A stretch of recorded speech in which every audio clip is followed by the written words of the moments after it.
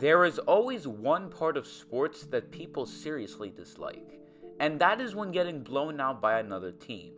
All it does is that it makes your team look horrible and it could ruin motivation. Now in the NBA, we have seen blowouts many times, but have you ever heard of the biggest blowouts in NBA history? Because if you haven't, buckle up because you're in for a ride. How is everybody doing today? It's Sports Huddle back with another video, and today I'll be going through the biggest blowouts in NBA history. Let's not waste any time, and let's get straight into it.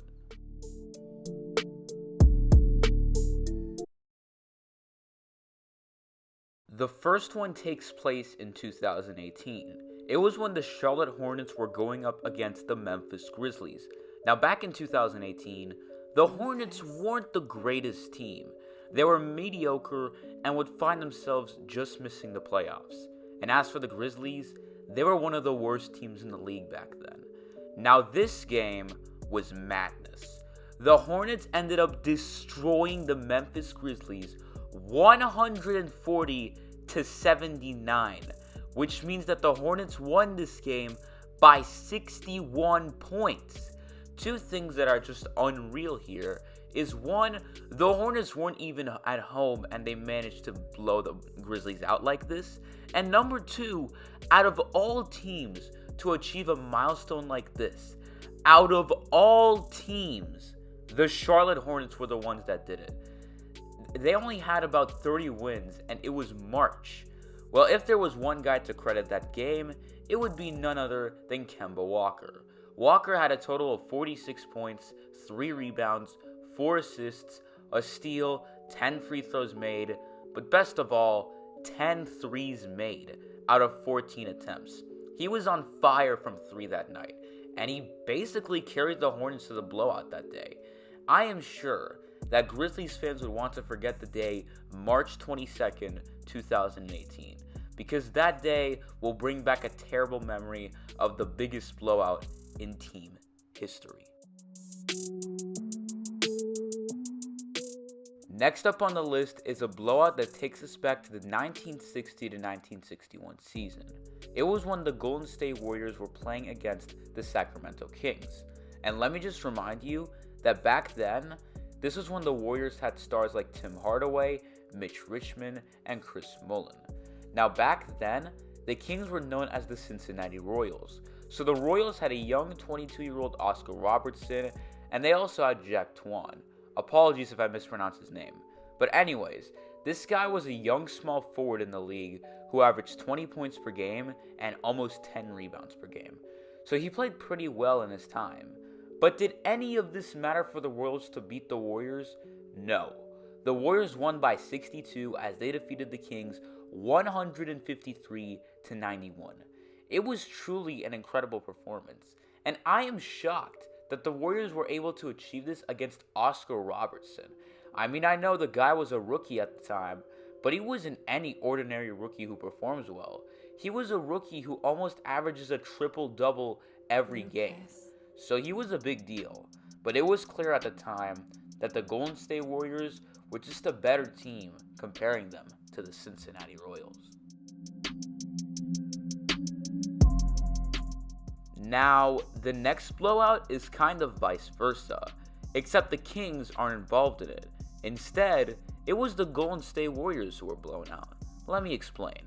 In March of 1972, the Warriors were playing against the Los Angeles Lakers, who were playing very well, and the Warriors, on the other hand, were also playing very well.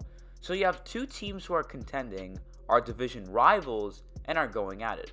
What can we expect? Normally, it's an entertaining game that'll be pretty intense. Now, it was entertaining, but not as intense as people anticipated. The Lakers ended up blowing out the Warriors 162-99, a 63-point blowout. 63 points. That's the kind of stuff you do on Rookie in NBA 2K. But the Lakers somehow, someway, won by 63 points. Now back then, the Lakers had Elgin Baylor, Wilt Chamberlain, Jerry West, players who were really just unstoppable. The Lakers went on to finish that season going 69-13 and winning the NBA Finals. As for the Warriors, they still went 51-31, but got eliminated in the semifinals. Nevertheless, these two teams were both good, but one of them clearly didn't hold back on showing how much better they are.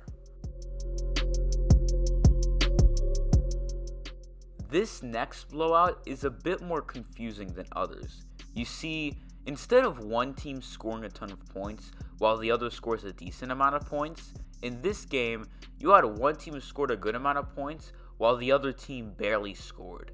To be more specific, in 1998, the Indiana Pacers were playing the Portland Trailblazers, and the Pacers were one of the better teams in the East as they had an old but decent Chris Mullin, Jalen Rose, and Reggie Miller. The Portland Trailblazers were also, like the Pacers, one of the better teams in their conference. The Blazers had a Clyde Drexler who was in the center of his prime, Terry Porter, who averaged a good amount of points and assists, and I guess we could even mention Buck Williams, who was the guy that averaged almost 10 boards a game for the Blazers. But the Pacers won by 65 points. The final score was 124-59. 59 total points for the Blazers. And to make matters even worse, why don't we take a look at each quarter in that game and how many points the Blazers scored in each quarter. In the first quarter, the Blazers scored 14 points. In the second quarter, the Blazers scored 15 points, which meant at halftime, they only had 29 points. In the third quarter, the Blazers scored another 14 points. And in the fourth quarter, which was the quarter they scored in the most, they scored 16 points. Unbelievable. This has to be the worst possible way for a team to get blown out by barely scoring. Finishing off today's video with the Cleveland Cavaliers playing against the Miami Heat. Now this game took place in 1991, so before LeBron was even in the league. This was when the Cavaliers had Mark Price, Hot Rod Williams, and probably the best of them all, Brad Daugherty. The Cavs won this game by 68 points. The final scores was 148-80. Not only did the Heat score just 80 points, but they managed to give up 148 to the Cavs. The Heat were a very mediocre team at the time, as that season, they only won 38 games. The Heat didn't even have an all-star player on that team, as in 1991, none of the Heat's players made it to the all-star game. As for the Cavs, they had Brad Daugherty. This was still a great blowout by the Cavs, but sadly, after losing Daugherty in the future due to injuries, they would pick up the kid from Akron, and the rest would be history. That is going to be it for today's video, guys. Thanks for watching. I hope you enjoyed. The best way for you to support me is by leaving a like and subscribing to the channel. I would really appreciate that. And as always, I will see you all in the next video. I'm out.